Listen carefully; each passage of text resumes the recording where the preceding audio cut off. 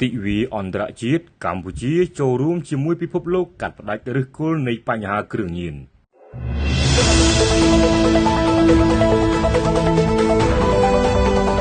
ទិវាអន្តរជាតិប្រយុទ្ធប្រឆាំងគ្រឿងញៀនធ្វើឡើងក្រោមប្រធានបទរួមគ្នាបង្ការទប់ស្កាត់និងកាត់ផ្តាច់ឫសគល់នៃបញ្ហាគ្រឿងញៀននៅកម្ពុជាដើម្បីបំផុសជាចលនាជាតិមួយដែលមានការចូលរួមពីគ្រប់វិស័យ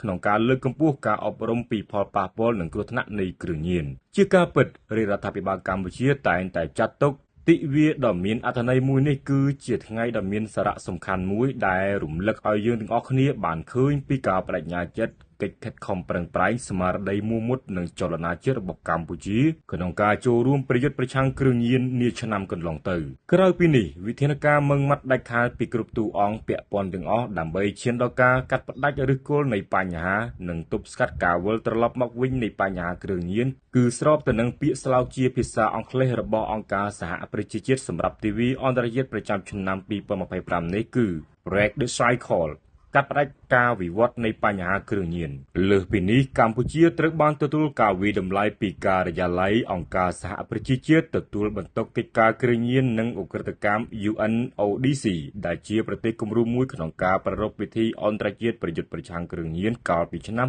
2024កន្លងទៅដែលមានលក្ខណៈអធិកអធមទាំងនៅថ្នាក់ជាតិនិងថ្នាក់ក្រោមជាតិទូទាំង25រាជធានីខេត្ត